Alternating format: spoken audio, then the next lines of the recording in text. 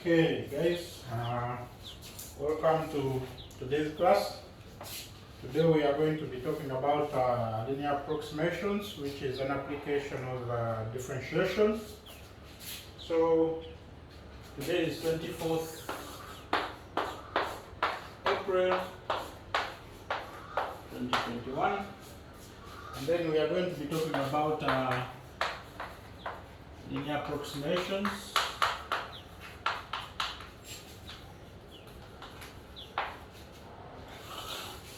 And these are useful if you want to approximate the value of something when you don't actually know the actual value. And then by using linear approximation, we can always find an approximation to the value that you're looking for.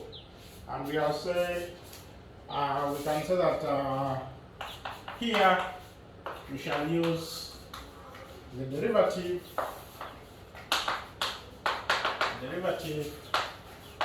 of a function at a point x naught to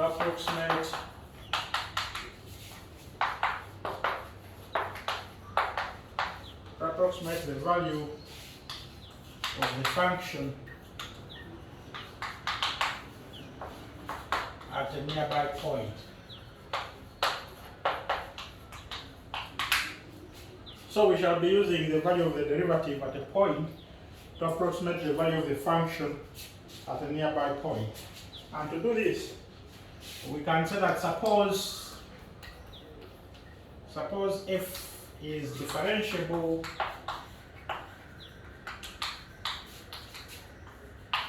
at x naught.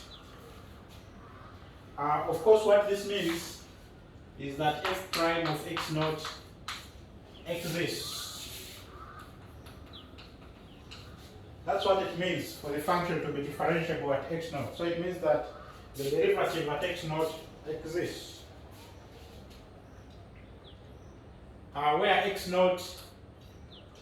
Where x naught is a given number in the domain of f.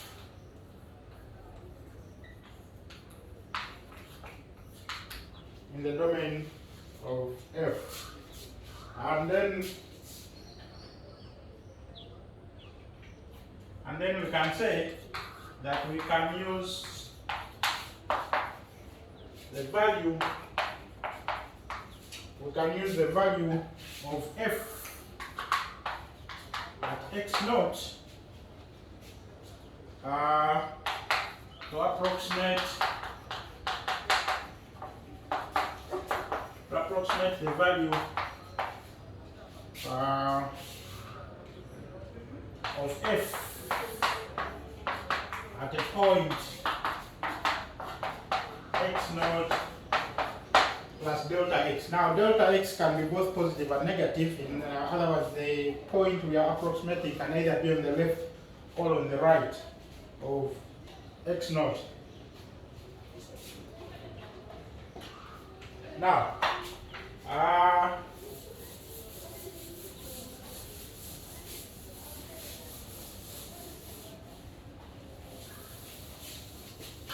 so we can say that near x naught emphasizes that delta x is small. Now we can say that because f prime of x naught exists, because the function is differentiable, one can draw. Remember, f prime of x naught is actually the gradient or the slope of the tangent to the curve at x naught. So one can draw a unique tangent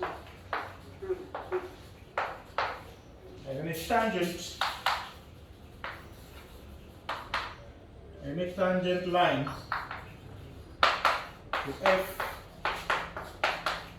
at x naught.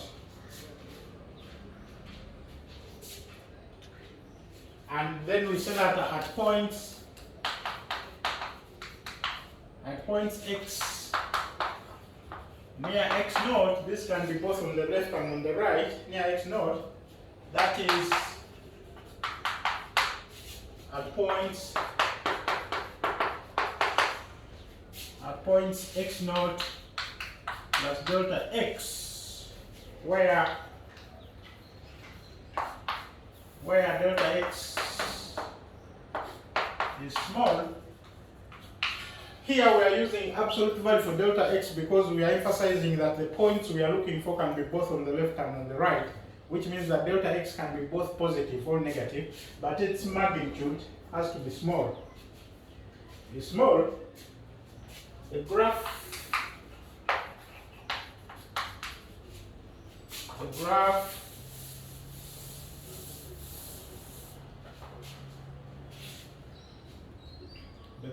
of f at these points, the graph of at these points is near the tangent line to f at x naught. Hence, the value of f at a point x naught plus delta x can be taken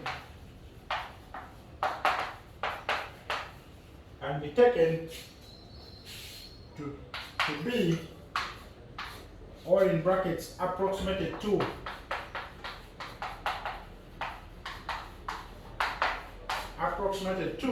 the value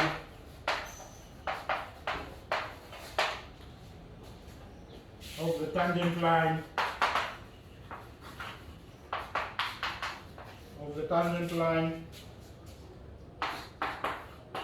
to f at x naught at the point x naught plus delta x. And this is basically what we mean.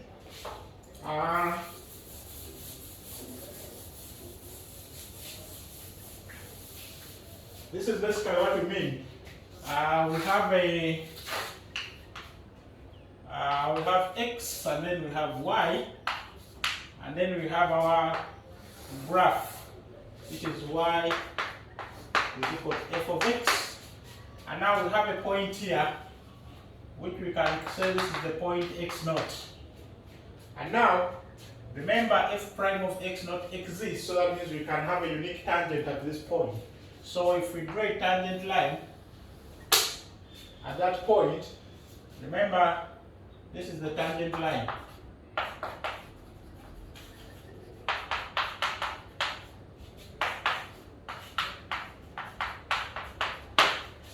At x naught. Now, we are saying that if we consider the neighborhood,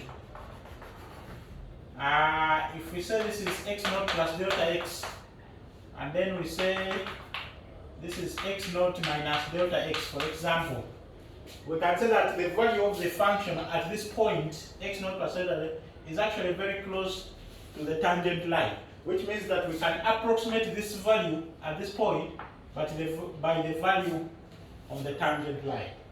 In other words, remember what is the equation of the tangent line? Equation of the tangent line is so I'll write it down here. What is our equation of the tangent line?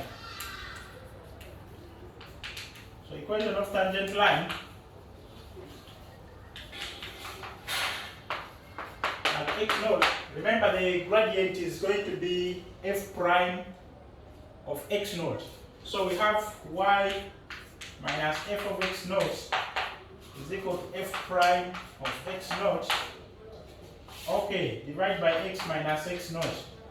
So that this implies that y is going to be f of x naught plus,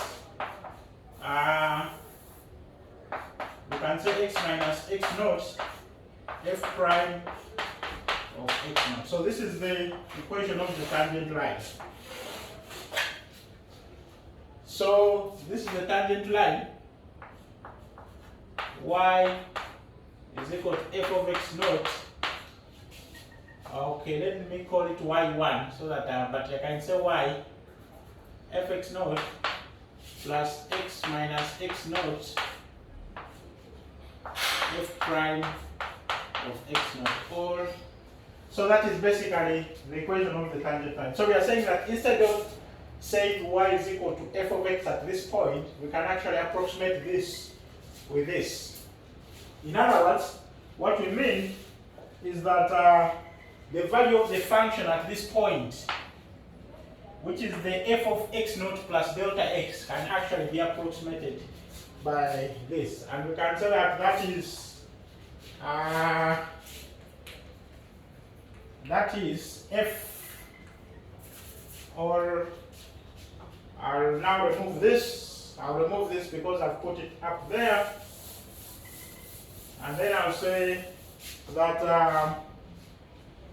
therefore we can say that f of x naught plus delta x, from what I've said, is actually approximately equal to f of x naught, the value of the tangent, plus, okay, I'll say f prime of x naught into x minus x naught. So this is the approximation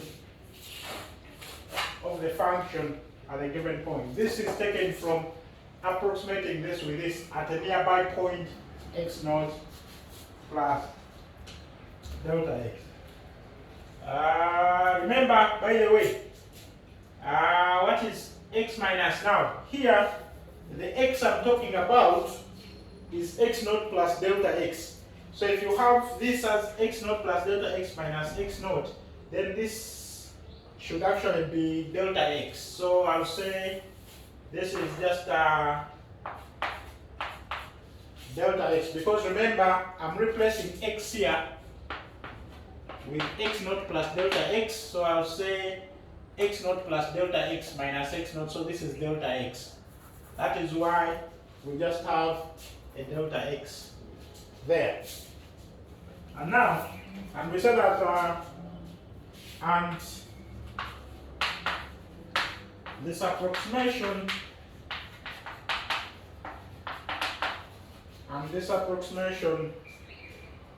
gets better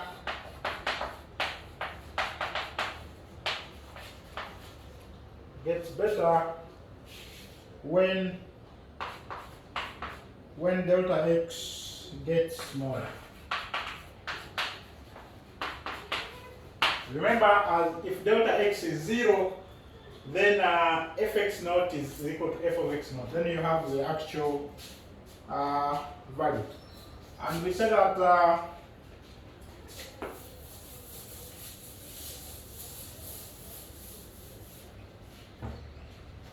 the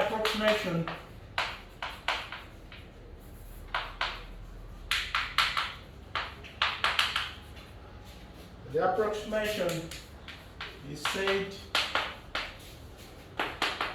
to be linear because it uses values from the tangent line.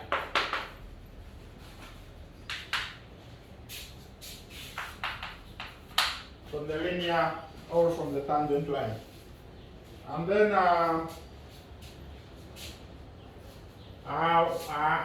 we note that in carrying out this approximation, of course, whenever you carry out an approximation, then you incur what is called an error in the approximation, because this is not the exact value, so it contains some error in it. So in carrying out an approximation,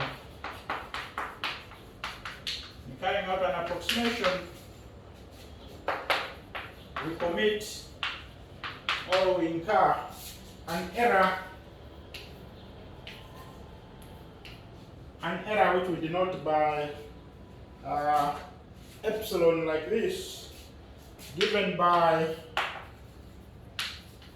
remember that the error is going to be the actual value,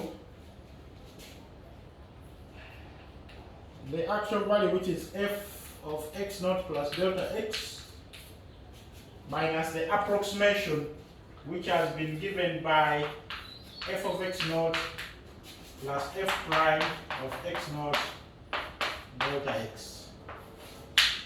And this is going to be the error. This is the actual value of f. This is its approximation. So the error is the exact value minus the approximation. And let's just do an example.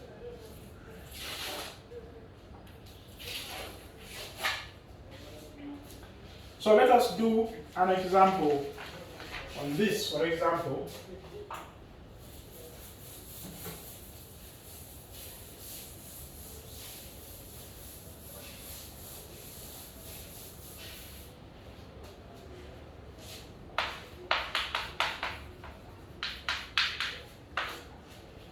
So let us do an example, and we say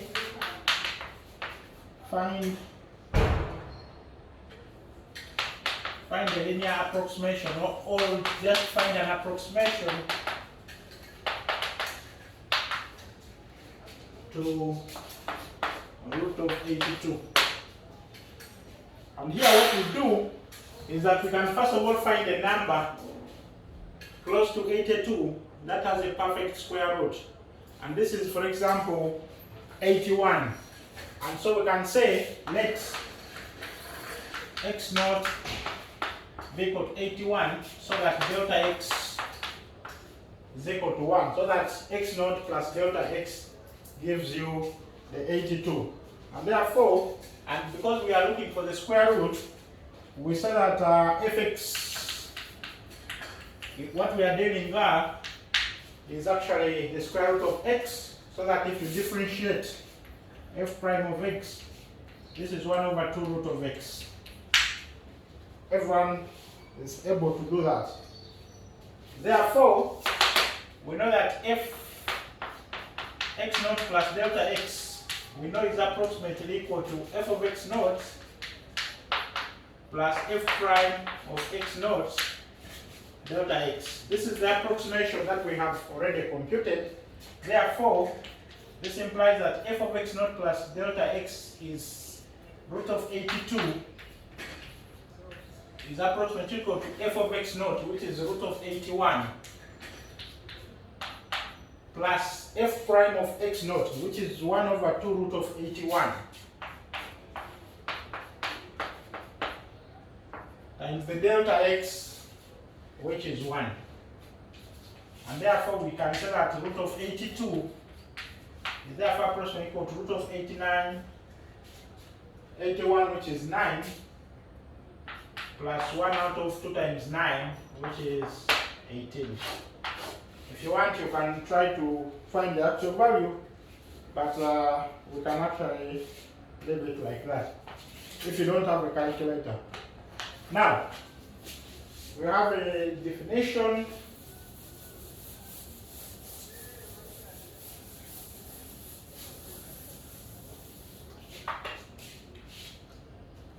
So we have a definition regarding what we call the absolute error, and we can say that the absolute error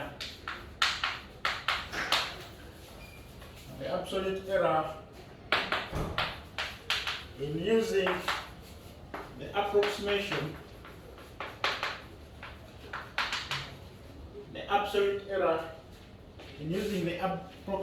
y1, which is equal to f of x naught plus f prime of x naught delta x,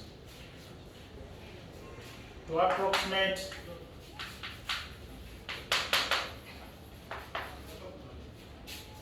y, which is equal to f of x naught plus delta x, is the absolute error is y1, y minus y1.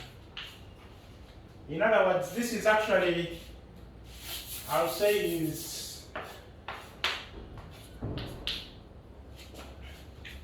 which is equal to absolute of y minus y1. But remember, it does not matter when you swap this. This can also be written as the absolute of y1 minus y. You can, because it's under the absolute side, you can always swap whatever you have. And then we can say that the relative error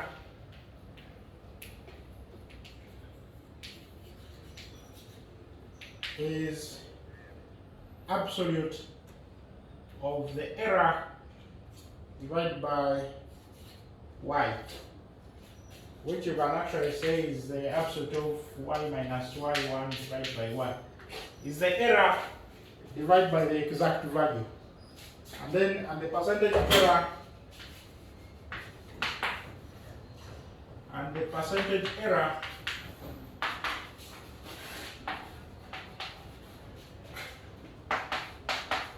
is the relative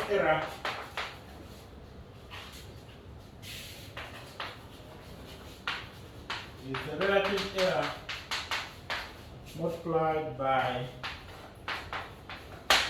100. So percentage error is relative error multiplied by 100. Let us, for example, do an example here.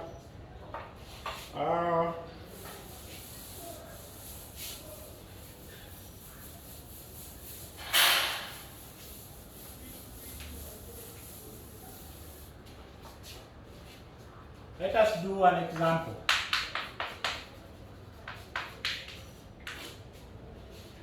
So the example we are going to do, we can say find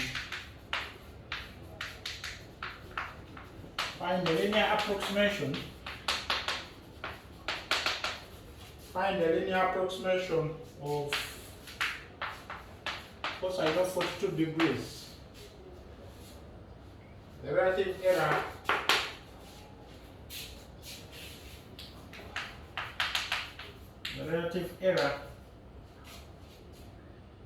and percentage error in this approximation.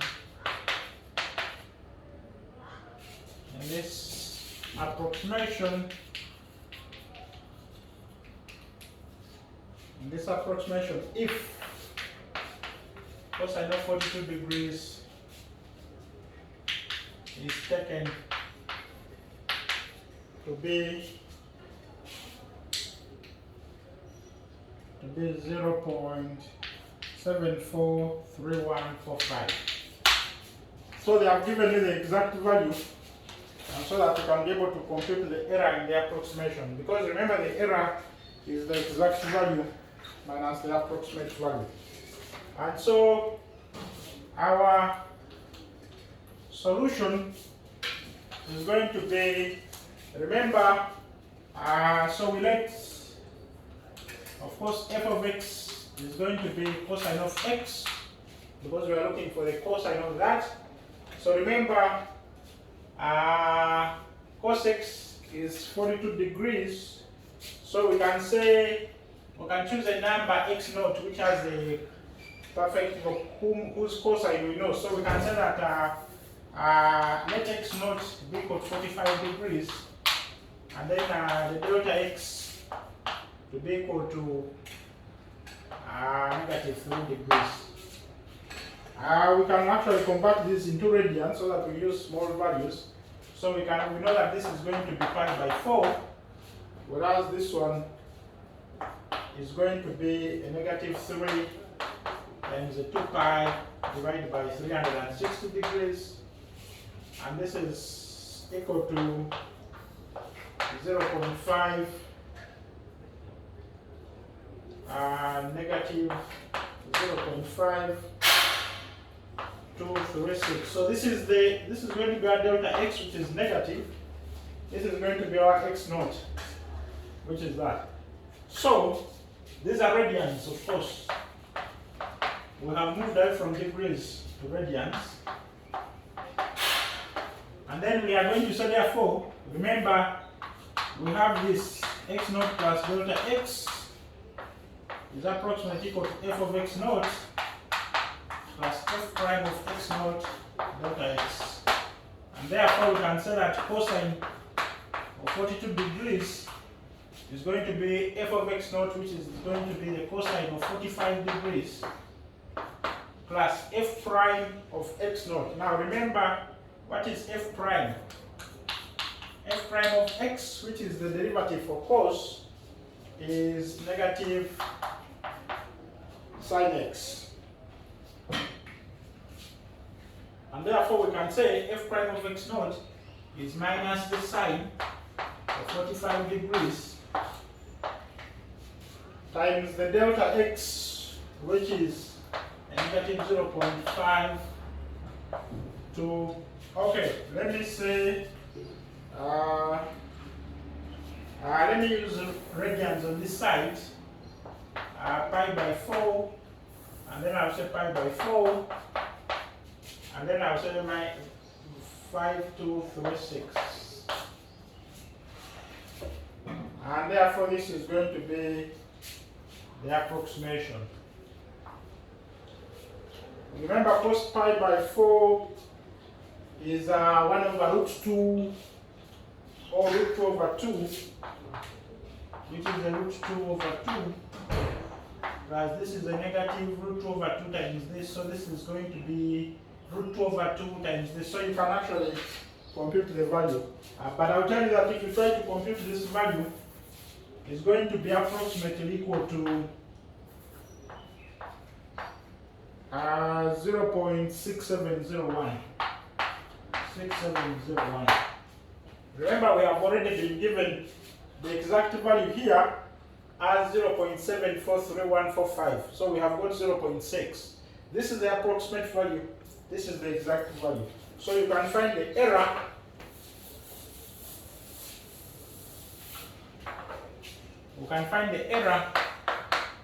as 0.743145 minus 0.6701, and then we can find the relative error. This is the absolute error.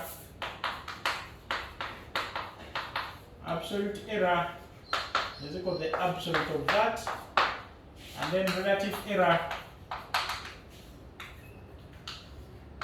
will be equal to the absolute value of the error divided by the exact value, which is 0.743145, and then percentage error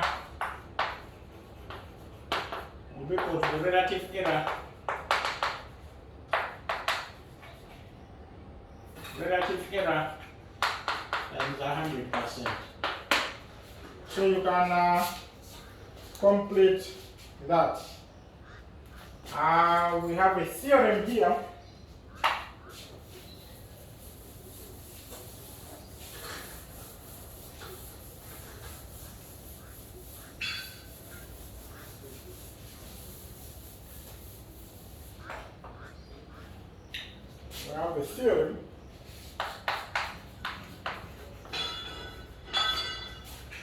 Who says that let f be differentiable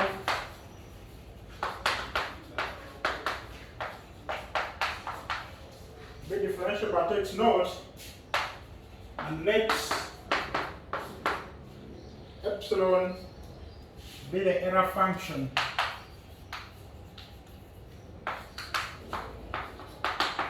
Be the error function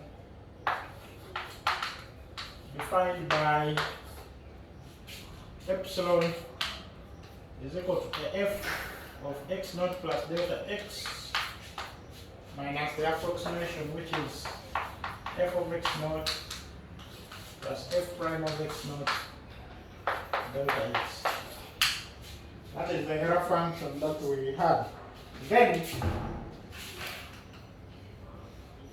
the limit as delta x goes to 0 of epsilon divided by delta x is equal to 0. And we can actually prove this by saying that the limit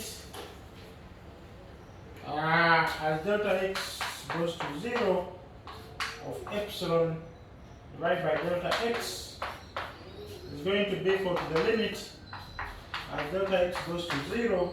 Replace this with this, which is f of x naught plus delta x minus this f of x naught minus f prime of x naught delta x, and the whole thing divided by delta x. And then we can say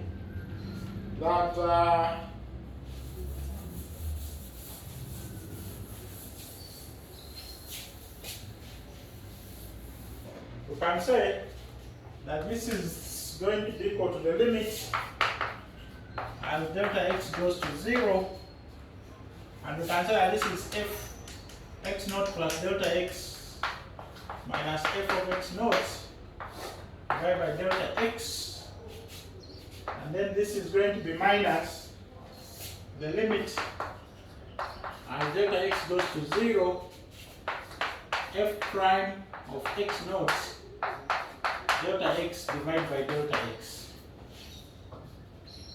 And this limit, because delta x goes away, this is a constant, so this thing is actually, this is the same as the limit as delta x goes to 0 f x naught plus delta x minus f of x naught divided by delta x, and then you can say minus f prime of x naught.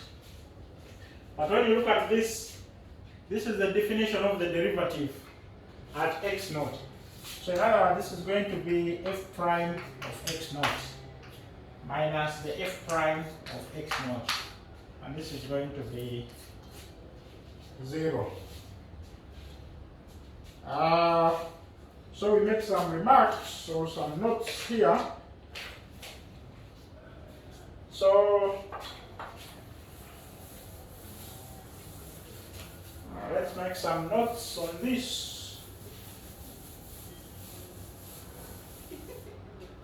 and say that linear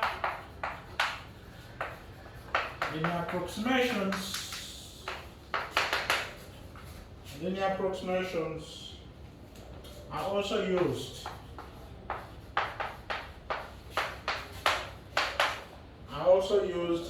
to estimate the change in the value of the function y is equal to f of x caused by a change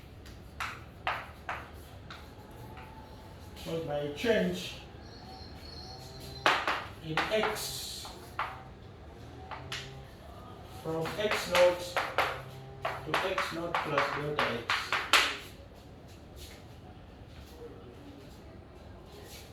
And we said that given such a change,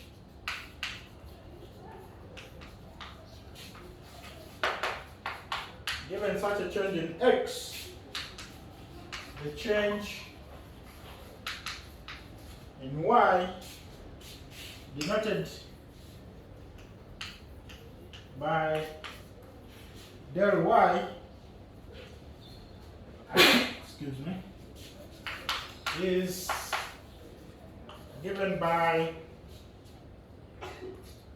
the del y is going to be the f of x naught plus delta x minus the f of x naught. This is going to be the change in y given the change in x from x naught to x naught plus delta x. But we have already seen that f of x naught plus delta x by linear approximation has been f of x naught plus f prime of x naught delta x. And what does this imply? This therefore implies that f of x naught plus delta x minus f of x naught is approximately equal to f prime of x naught delta x. What you can note here is that we have said that this is the change in y, or the change in the function. And what does this imply? This implies therefore that the delta y is approximately equal to f prime of x naught times delta x. That's basically what it means, because this is delta, this is the delta of y. And therefore f prime of x naught delta x approximates the change in the value y. The actual change, remember, is this. So let us do an example here.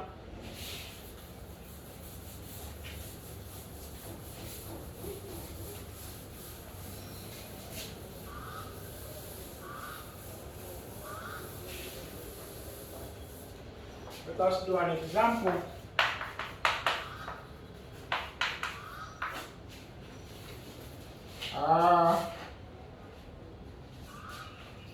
In that a roller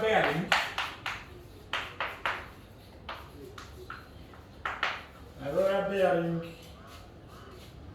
has the shape of a cylinder,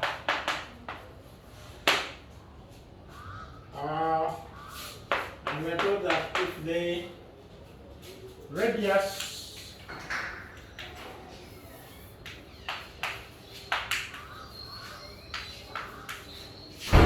of the base is r is equal to 2 centimeters, and the length or height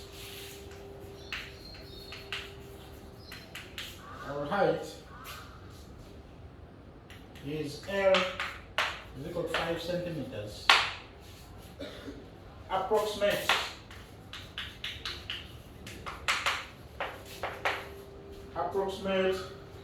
the change delta V in the volume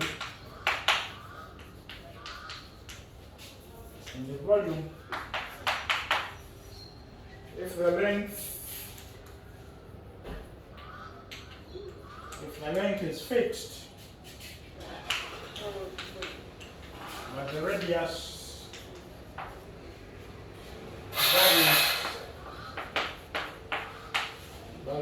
varies by delta r is equal to 0.02 centimeters.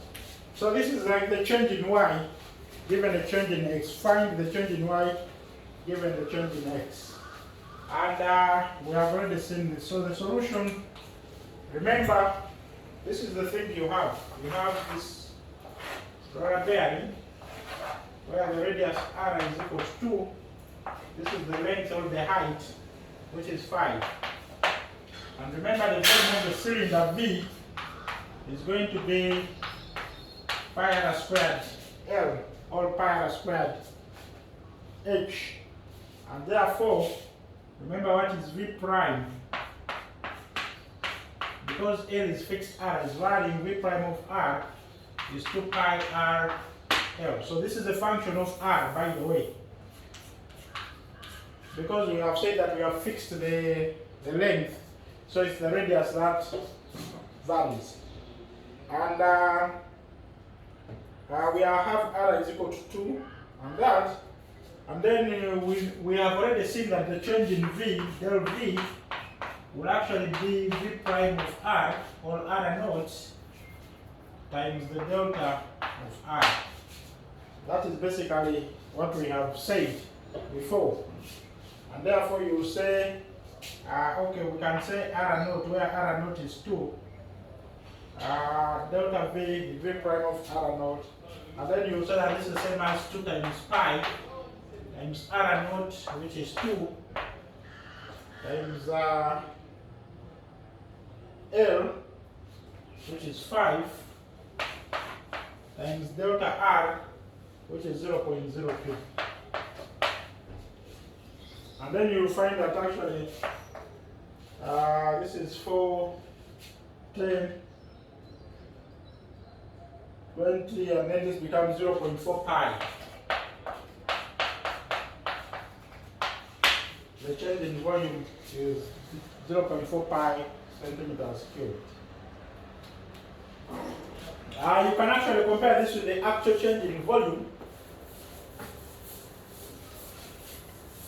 You can compare this with the actual change in the volume and say that the actual, remember this is an approximation, the actual change in volume is delta V, which is equal to V of 2.02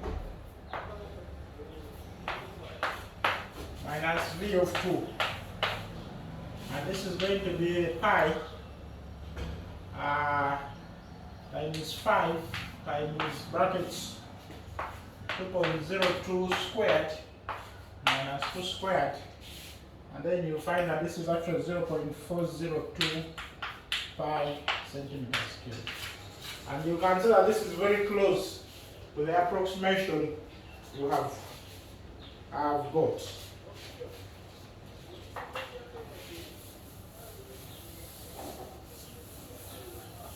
Very close to the approximation you have got.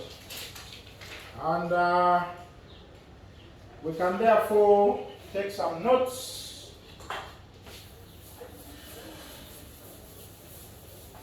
Some notes is that I can take some notes here and say that let f be differentiable at x, then the derivative at x exists and is given by f prime of x is equal to the limit as delta x goes to 0, f x plus delta x minus f of x divided by delta x. This is the definition for the derivative. Now, what can we note from here? Fx plus delta x minus f of x, this gives the change in f as caused by a change.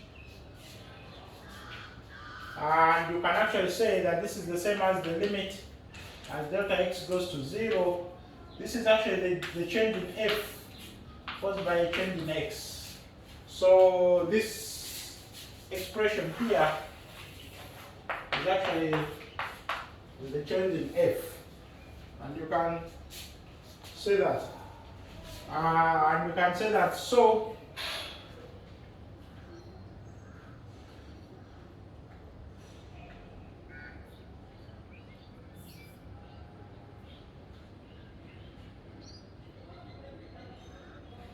as delta x goes to 0, delta f divided by delta x goes to f prime of x.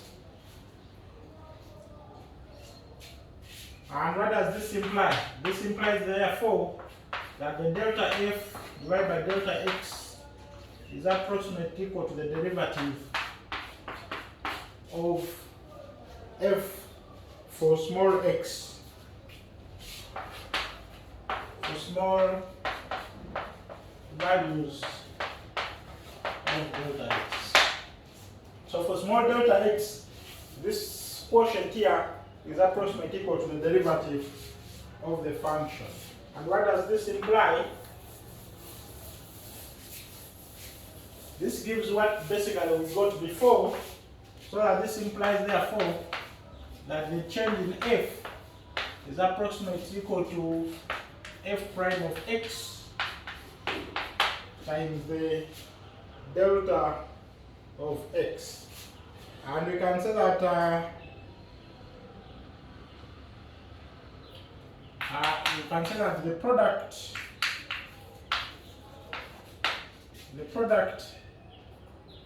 f prime of x delta x is called the differential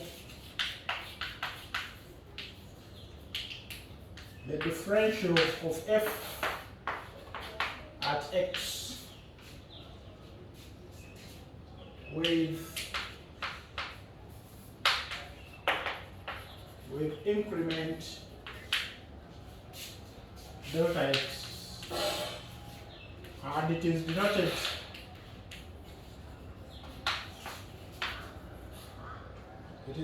by df, and therefore we can say that df is equal to actually f prime of x delta x, which is the differential of f at x.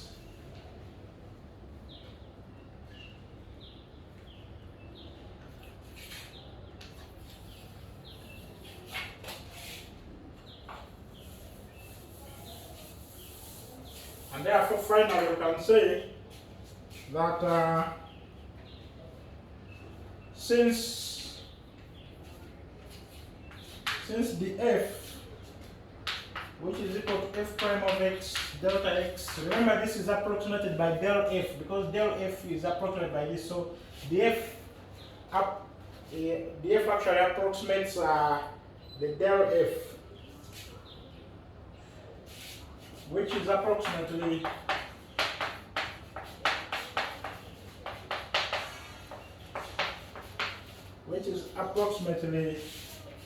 del f. We can say that the f is an approximation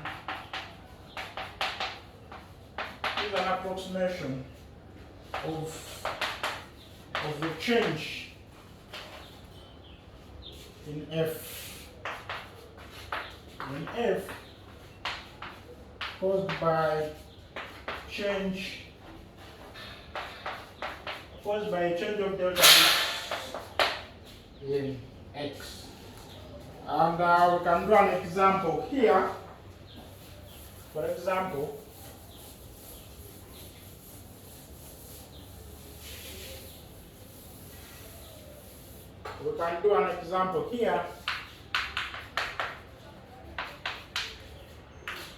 and say approximate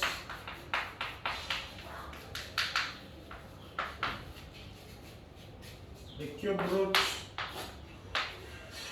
of 124.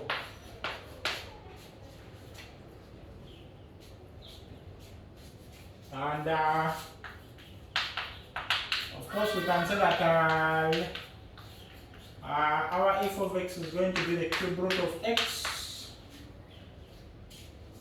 which you can of course write as x power third if you want. And then let x be a number close to this which has a perfect cube root. So let x be equal to 125.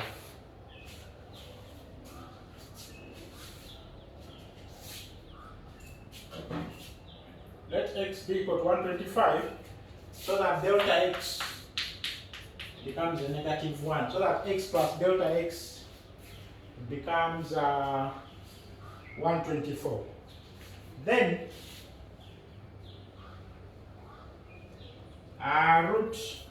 the cube root of 124 is actually equal to the f of x plus delta x, of course, which is approximately equal to, remember we said which is f of x plus f prime of x delta x, but we know that this is what the f. So in other words, this is the same as f of x plus df. And then we can say df is f prime of x delta x. What is f prime of x? F prime of x is going to be a third x to the power minus 2 over 3. And therefore you can say, and then fx is the cube root of 125 Remember that is 5 plus df, which is equal to a third, x, which is 125, to the power negative 2 over 3, times dx, which is a negative 1. And therefore you finally get a number which is about 4.9867. So you can try to see if you get. Remember that this cube root is actually 5. This is going to be 5 to the power negative 2, so it becomes 1 over 25, and so on. So plus, you can do this and then find the value. So you guys can try out these numbers. Let me give you some numbers to try out when you get time. So some exercise you can try is that question 1 is use linear approximation. Use linear approximation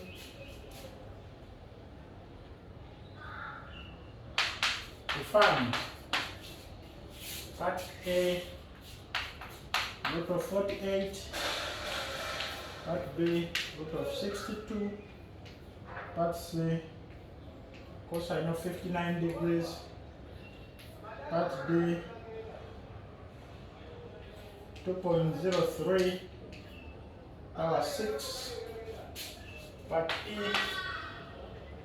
is 2.97 power 3, and part F cosine of 91 degrees. And then question 2 is use a calculator. Use a calculator to find the exact values. The exact values above.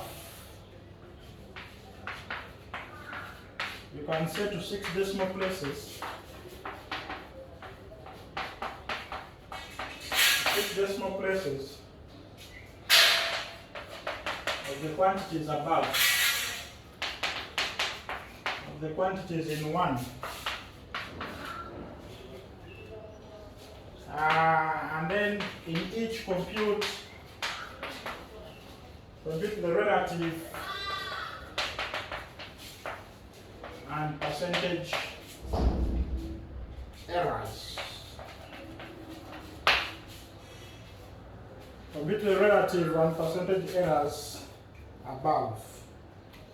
So we can stop there, and then next time we shall start on implicit differentiation.